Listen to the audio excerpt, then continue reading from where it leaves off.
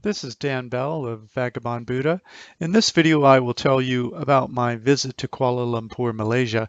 Malaysia is the 61st country I've visited. For hyperlinks to my following discussed highlights, just click on the link in the below description or visit vagabondbuddha.com. Kuala Lumpur, Malaysia. To retire early and travel the world, reduce your cost of living while you start your online business, or travel cheap while you plan world domination, our list of travel cheap to paradise locations for under $20 per day will be the cheat sheet for your new life.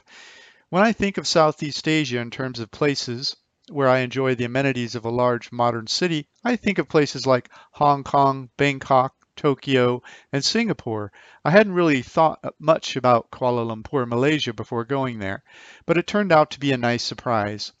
Kuala Lumpur has a well-stocked, cheap electronics market, Low Yacht Plaza, high-end shopping malls, the Pavilion or Saria KLCC, beautiful city parks, and a fairly robust middle class that is well educated, interesting, fun, and polite. There are also crazy cheap street markets and fun walkable bar hopping areas, Bangsar and Changkat Bukit Bintang. I never felt intimidated or in fear during my stay in Kuala Lumpur. Kuala Lumpur doesn't have the high energy of Hong Kong, the organization of Singapore, the crazy nightlife of Bangkok, or the extreme cleanliness of Tokyo, but it is an oasis from the isolation from modernization that you feel after spending months in smaller towns and beach communities in Southeast Asia. Kuala Lumpur's charms are not so obvious upon arrival, but they will grow on you. I was there for a few months and really enjoyed my stay. Travel hub. Kuala Lumpur is a great travel hub in Southeast Asia. Flights. There are connecting flights throughout Southeast Asia and flights back to most of the major cities of the world. The Kuala Lumpur International Airport, KLIA, is one of the most beautiful and well-organized airports anywhere in the world. It's a great travel hub because the flights are often reasonable if you want to stay a few days before transferring. There's a lightning fast train, KLIA Express, that takes you the 57 kilometers into the middle of Kuala Lumpur, KL Central, for $13 a person. Just look for the KLIA Express as you exit baggage claim. The KLIA Express will take you to KL Central. KL Central. Once in KL Central, you can take buses, trains, taxis, and trams all over KL and surrounding areas. Just walk to the center of KL Central, ground floor, and tell the information desk where you want to go. They will direct you to the ticket counter for your train, and the ticket seller will tell you which stop to get off. KL Central is where the KL Express drops you once you have entered from the airport. Grab Taxi. Before departing KLIA, buy a local SIM card for your cell phone and download the Grab Taxi application. You can get to most places in Kuala Lumpur for under $6 one way using a Grab Taxi, usually around $3. Plus, the Grab application tells the Grab driver where you are, so you don't even need to know where you're going. They will drive right up to you and take you door to door. The public transportation can be a nice exploration for less than $1, but sometimes you'll be willing to pay a little more. Food. There are amazing restaurants, including high-end restaurants, middle-range restaurants, and some very delicious low-end restaurants. At the highest-end restaurants, whether Japanese, European, local, or fusion, you could easily spend $100 per person depending on your order and whether or not you order an expensive wine and after dinner drinks. But you can also eat one of the best meals of your life in a more typical upper end restaurant for $12 per person. Family style mid-level restaurants are all over town for $3 to $6 per meal, and at the low end in open street markets around $2 to $4 per meal. Accommodations. While in Kuala Lumpur, I started a new online business and needed reliable connectivity for the first few months, so I decided to remain stationary for a few months.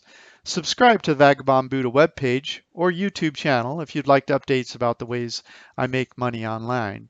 Also, since I love to cook and was going to be stationary for a few months, I decided to rent a one-bedroom apartment with kitchen while I was in Kuala Lumpur. I found a chic one-bedroom apartment on the 37th floor of a high-rise condo complex. It has floor-to-ceiling view of the Petronas Towers and was located in the high-end Embassy Row section of Kuala Lumpur called Ampang. It cost me $37 per night. There were one-bedroom furnished apartments for under $30 per night on Airbnb, but sometimes I splurged for a nice view. Before finding the apartment, I stayed in a respectable mid-level hotel room for about $20 per night. There are also hostel dorms starting for about $7 per night. Things to do in Kuala Lumpur. Petronas Towers. You're going to need a picture of yourself in front of the Petronas Towers, or nobody will believe you've been to Kuala Lumpur. If you'd like to go to the top for a visit, the tickets are $20. Little India. Malaysia has three main cultures, Malay, Chinese, and Indian. Make sure to visit the Little India for your Indian experience of sights, sounds, smells, and tastes. Chinatown. Make sure to visit Chinatown also. Bangsar Baru for a walkable neighborhood that includes an assortment of great restaurants, pubs, wine bars, coffee houses, and dance clubs. Visit Bangsar Baru. Walk the 4-block area around this link to find your favorites. Parks visited. From a Google map of Kuala Lumpur, you can see that there are a number of parks. I visited a few during my stay there. First, I visited the Perdana Botanical Garden. It is big and beautiful with many photo opportunities. Second park is the park at Petronas Towers, KLCC Park. The park is beautiful and has a padded running track if you're worried about your knees. Finally, there's a beautiful lake I ran around in the mornings at Taman Tasik Ampang Hilir. Changkat Bukit Bintang for a walkable neighborhood that includes an assortment of great restaurants, pubs, wine bars, coffee houses, and dance clubs. Visit Changkat Bukit Bintang, walk the 4-block areas around the link to find your favorites. Batu Caves. From KL Central, take the commuter train to one of the most beautiful and sacred Hindu temples in the world, Batu Caves. Make sure to walk around the explore completely. TV tower and observation deck. Make sure to visit the world's highest TV tower and observation deck. I wouldn't have dinner there though, the food was a bit predictable, but the $12 cost for just the observation deck is worth the money for the view. Nearby destinations, there are a number of day trips, long weekend trips, and extended trips with short flights, buses, or trains from Kuala Lumpur. As I post blogs to each of these places, I will insert links below. Cameron Highlands, a beautiful hill station with tea gardens and mossy tropical forests. Mekala, colonial town, just a few hours away by bus for $10. Penang Island, Penang, Malaysia, tropical paradise from $12 a day. Just click the link. Taman Negara, a gorgeous jungle national park. I'll post a link on from my visit soon.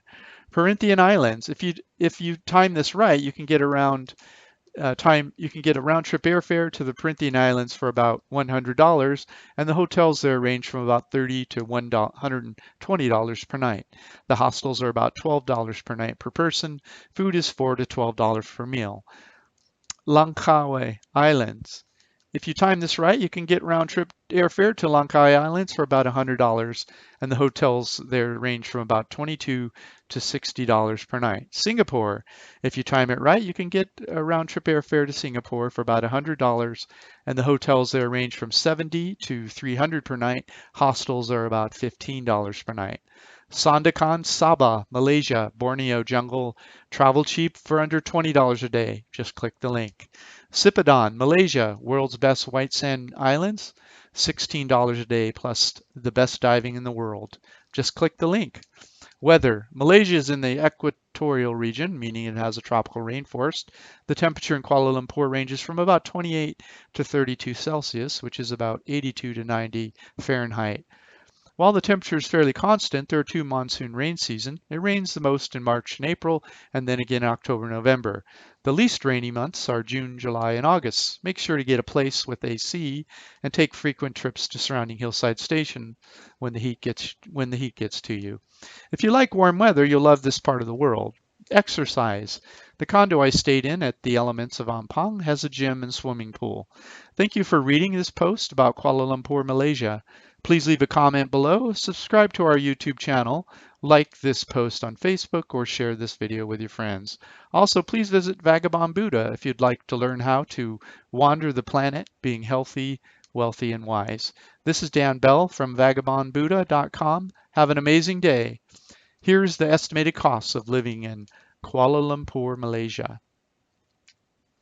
Have a great day.